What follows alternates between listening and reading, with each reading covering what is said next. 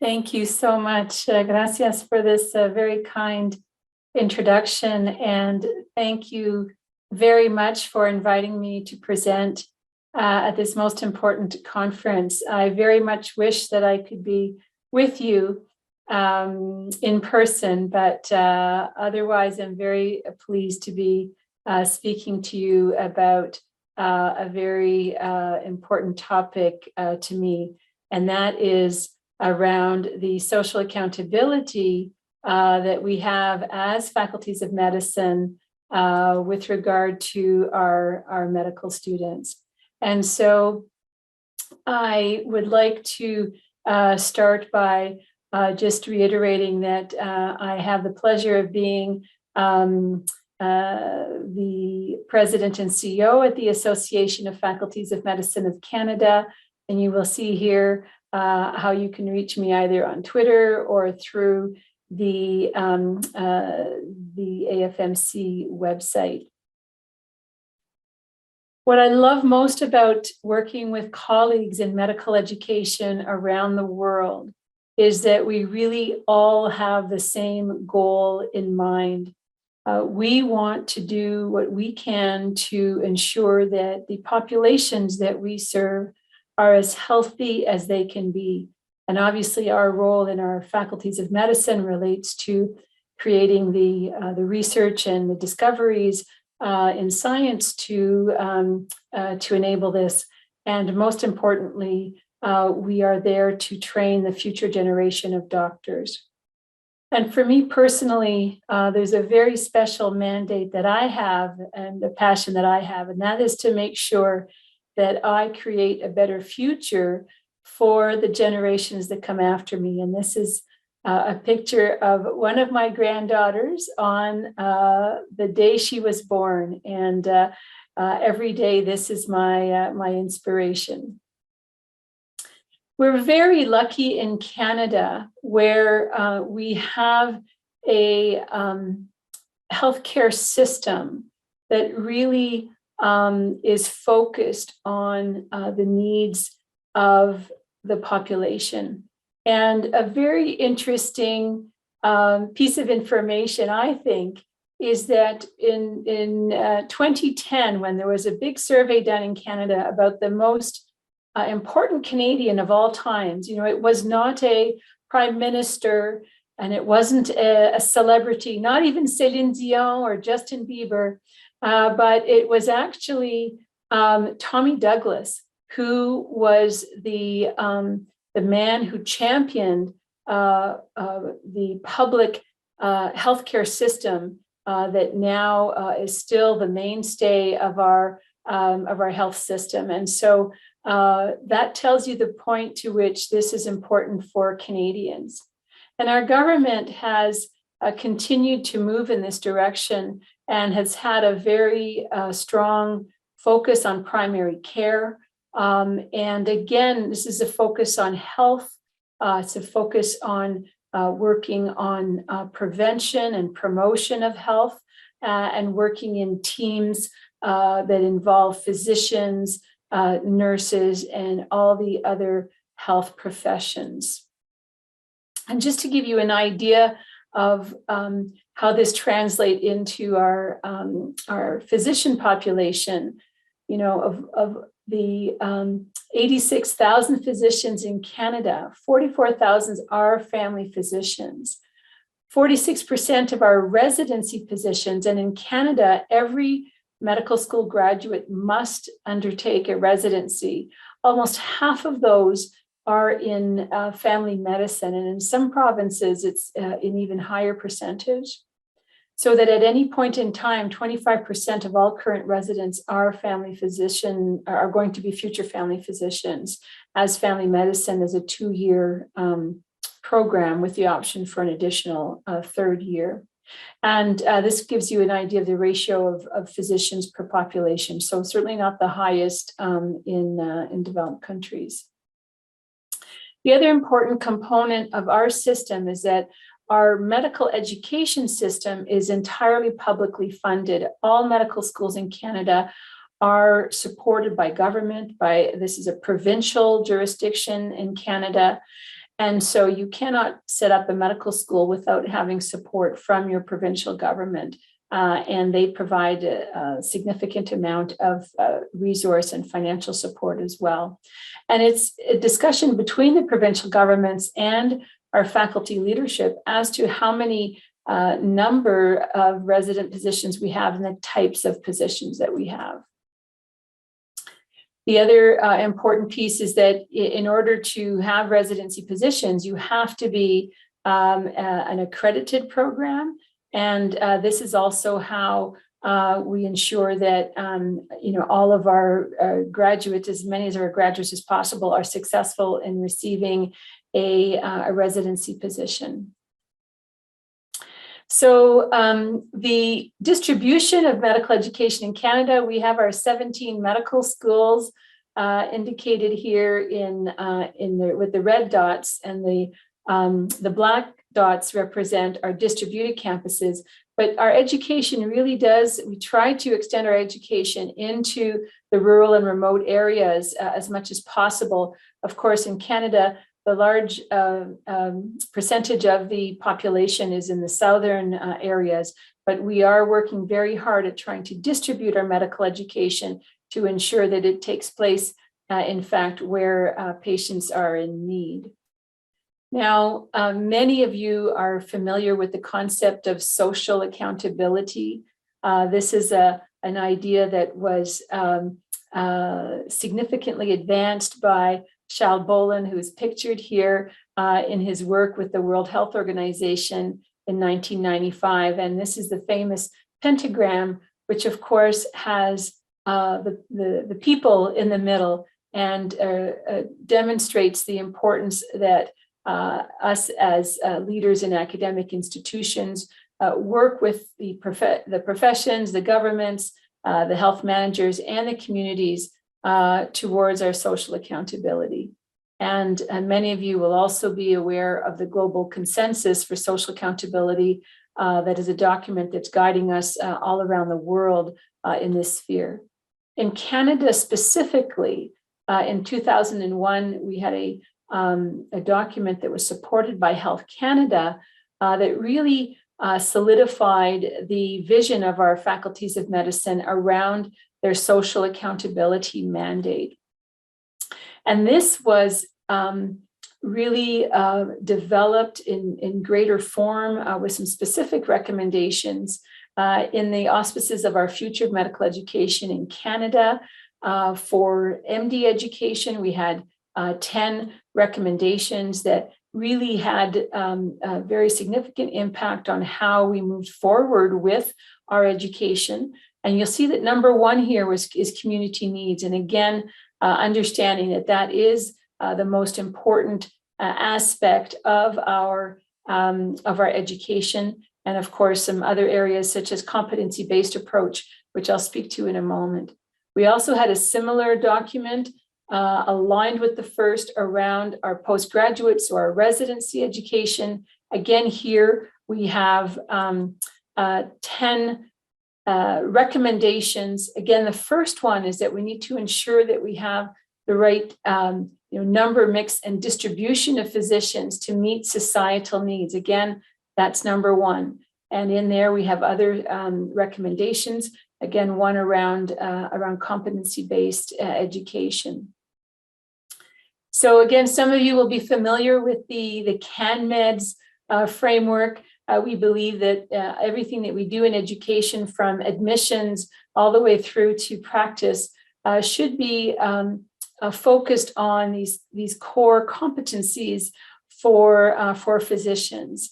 And you'll know that in the 2015 version, what was here, the manager, is now the leader. And this is meant to be not the physician necessarily as the leader, as the boss, but a leader meaning someone that's engaged in the healthcare system and understands that each of us are part of the system and have a responsibility for improving the system.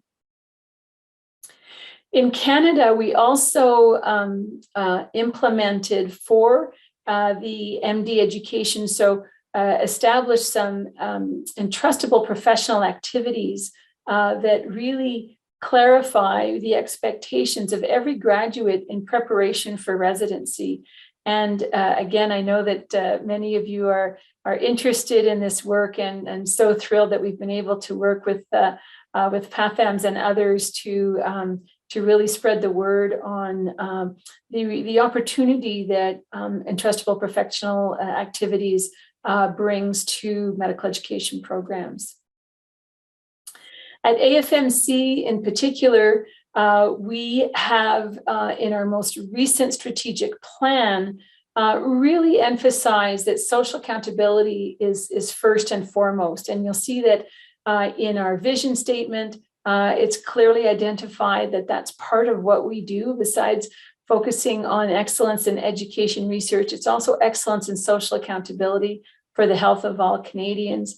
And again, for our mission, it's about high standards of quality, excellence, and social accountability. And you'll see in our strategic goals, our first goal is focused on social accountability. And this relates to making sure we have an appropriate framework in Canada for our medical schools. And we have some specific outcomes related to Indigenous health, as well as to equity, diversity, and inclusion, and ensuring that our faculties are actually a safe space for everyone. As we know in education, accreditation is an important driver to ensure that schools move in a certain direction. And that is the same for social accountability. And so we are very proud that our accreditation body, the Committee on Accreditation of Canadian Medical Schools, has really ensured that social accountability was part of its standards. And we believe that we are one of the countries that really has been able to make this a reality with the support of all of our schools. Our deans are very, very engaged in this and believe this to be very important. And so the specific standards in Canada really speak to the fact that a medical school must be committed to address the priority health concerns of populations, the populations it has a responsibility to serve, and that this has to be articulated in its mission statement, and it has to be fulfilled through all of the activities in the medical school, including the admissions processes, the content in the curriculum, the type and locations of educational experience, and that schools need to be able to demonstrate this related to specific outcome measures, such as what specialties their graduates choose, as well as where they choose to practice. And so again, this is so that we can ensure that we are truly providing a future that will improve the health of all our populations, including our marginalized groups.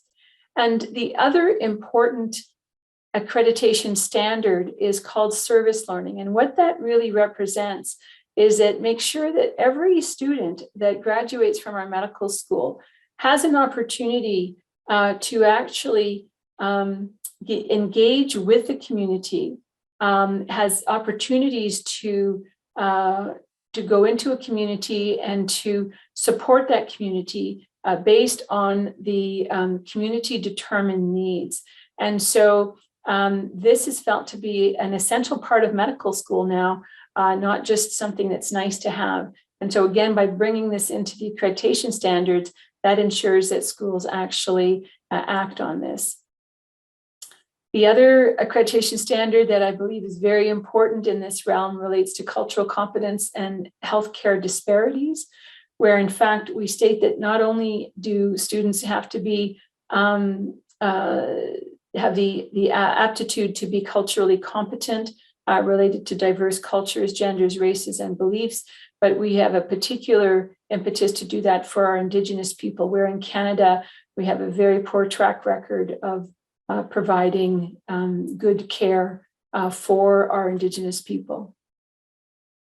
So no one can argue with the fact that the only constant over the last couple of years has been change. And that is something that we have lived through because of the pandemic. and we've all had significant effects on our the education that we've been able to provide our students. But also we have seen how we have been able to undergo new processes and have new opportunities for students and roles for students. But we've also seen how this pandemic has had an impact disproportionately on our marginalized populations. And again, the need to recognize that and to act on that. In Canada, and I believe in the United States, of course, as well, there's been a significant impetus around Black Lives Matter.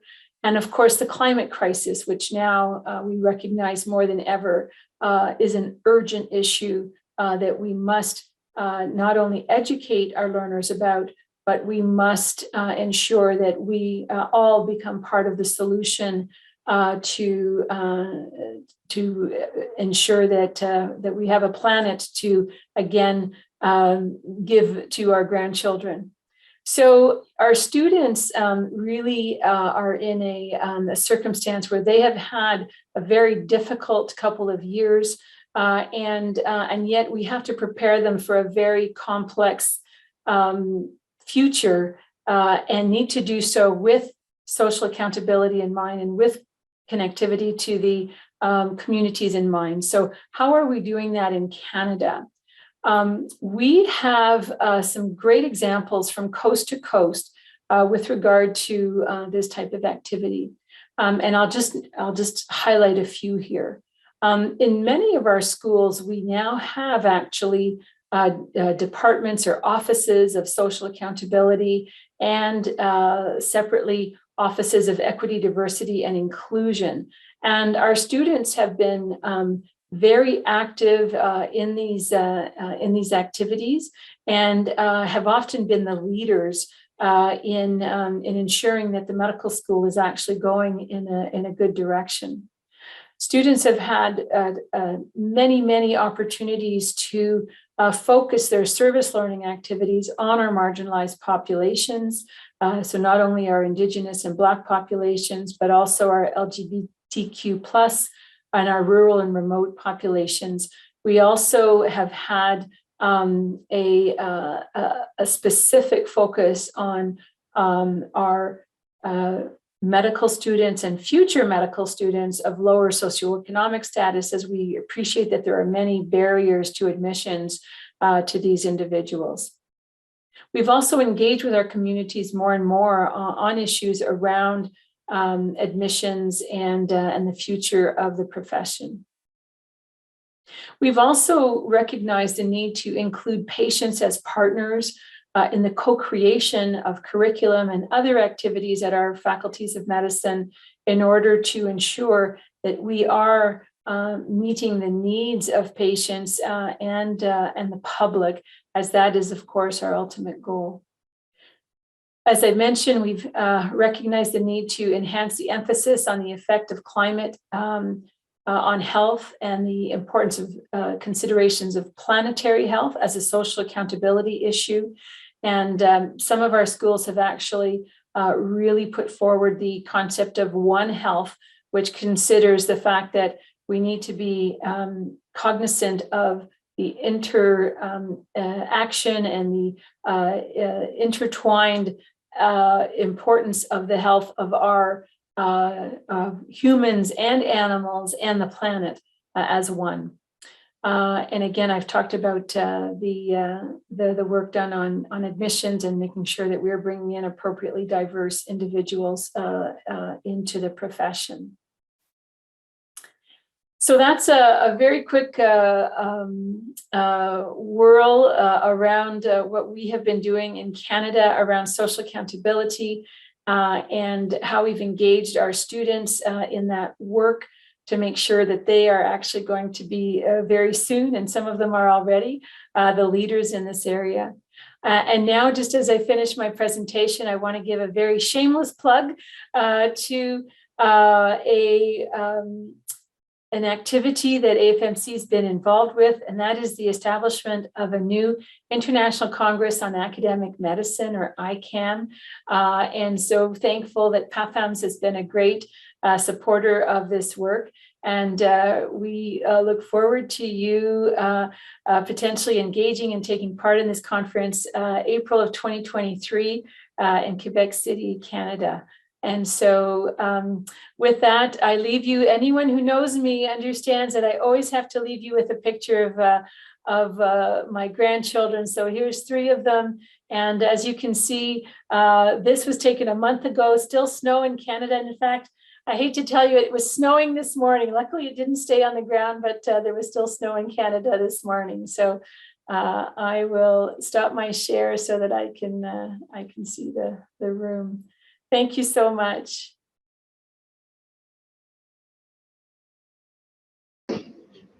Muchas gracias, doctora Martínez. Muchas gracias, doctora. Bueno, así como ya está nevando, acá está lloviendo profusamente, así que todo ok. No sé si tenemos comentarios. Professor, we have a question on the box chat who says, how to promote a culture of co-creative curriculum considering culture that maintain a rigid curriculum? So yes, okay, sorry, and I can see the chat. That's very helpful just because I'm having a little trouble hearing. That's a very difficult situation. So, you know, I think that it is important to find a way to bring your faculty to a point where they appreciate that the curriculum, in fact, you know, should not be rigid, but should be almost a living, you know, a living being that can actually change with the changing needs of the population. And in Canada, the way that we've been able to move forward on this is that although we have what seem to be fairly strict accreditation standards, the standards don't actually tell us exactly you know, what pieces need to be in the curriculum. They give us some guidance, and so we actually have that ability to change the curriculum as needed. I think for this change to take place, you really do need the support of the you know, of the dean, of the leadership of the faculty, and that is first and foremost. And I think you do need the willingness of the faculty members to appreciate that in order to respond to the needs of society, members of the society need to be around the table. So whether that's you know, patients or members of the public, students themselves, we have found that has been the best way to actually move forward, you know, in the best way. So I know that's not perhaps an answer that solves your problem, because that is a very challenging question. So thank you for that.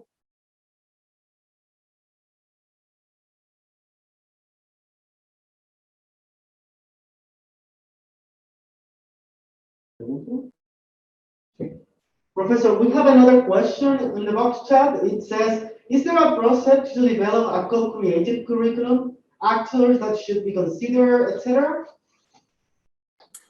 Thank you so much. So as I started to allude to, you know, I think in the context of your school, and again, the population that your school is meant to serve, you will be able to consider who should be co-creating the curriculum with you. So, you know, examples from Canada would be that, you know, we have schools that have actually gone into communities, indigenous communities, rural and remote communities, and have brought in leaders or elders, as it were, from the communities to actually help to co-develop. As I mentioned, other important considerations will relate to if you have different cultures that you need to engage with various different communities in your region, as well as as I say, the students or prospective students that that would be engaged with your school. So, those would be some of the new, the new types of individuals who might be part of your curriculum committee. In Canada, we have schools, who have patients as the co-chairs of their curriculum committee. That's how committed they are to having patients as partners. And it really has very much changed the culture around around the decision making, and in a very, very good way. I would say that the other struggle that we had, certainly many years ago when I was at the University of Ottawa, and we were creating our new curriculum. One of the problems we had is I would say we needed to do some work on the respect for primary care. And so, the way I manage that is that I brought in family doctors and providers of family care, of primary care, to the leadership of the faculty. I had a family doctor who was the chair of the admissions committee. I had family doctors who were on the core curriculum committee. And so, the best way of better understanding each other and learning how to work together is to actually ensure that all the different players are around the table. Again, it doesn't happen overnight, but it is we were successful in actually promoting family medicine and primary care in a much more positive way, and with great results, because we then started producing more family doctors. So it was really good. Thank you. Thank you so much, Professor. We also have another question from Professor Debbie, who says that how has it been possible to establish that accreditation process in cultural competence and interprofessionality? Thank you. Again, I'll just give you a little bit of history around our accreditation agency in Canada. So in fact, Canada, for many years, in the mid 1900s, we actually were accredited by the American Liaison Committee on Medical Education. And in fact, up until a few years ago, although we had established in 1979 our current agency, the Committee for Accreditation of Canadian Medical Schools, our schools continued to be accredited by the liaison, the LCME as well. So our schools were accredited, by the Canadian agency and the US agency. And in fact, about 8 or 9 years ago, we determined that, in order to be able to move towards the social accountability standards that we were hoping for, we actually had to find a way to start separating ourselves away from the American standards, because the LCME was not ready to bring in social accountability. And so that's how we were able to get ourselves started. And again, this is with the background that, our deans of medicine were all extremely committed to this social accountability mandate. And so they were really helping to push this. As of last year, we've actually confirmed that moving forward, our schools will no longer be accredited by the LCME, and that our schools will continue to be accredited by CACMs only. And so this will actually allow us even more freedom to move forward on making, again, changes around the accreditation standards. So as you mentioned here, the cultural competence, well, in Canada, the issues around cultural competence, the most urgent and acute issues are around Indigenous health and, a focus on other marginalized populations. And so, we are now able to agree in Canada that this is where we want to go. And we have a process where we can make changes to accreditation standards, and then the agency agrees to them, and then they become they become part of the standards. I would say that for interprofessionality, and I'm not sure if I'm going to be interpreting that word correctly, how you meant it, but our accreditation standards right now are for MD education, so education of physicians. We do have a fair bit in there on making sure that we work well between disciplines in medicine. There's a little bit around interprofessional education, but I think that is an area where we need to do more work. And as we understand the importance of providing care to patients as teams, that aspect of education is very important, and we are in the process of thinking how to better bring that into our accreditation standards to ensure that all schools are focused on that. But that one has been a challenging one for us.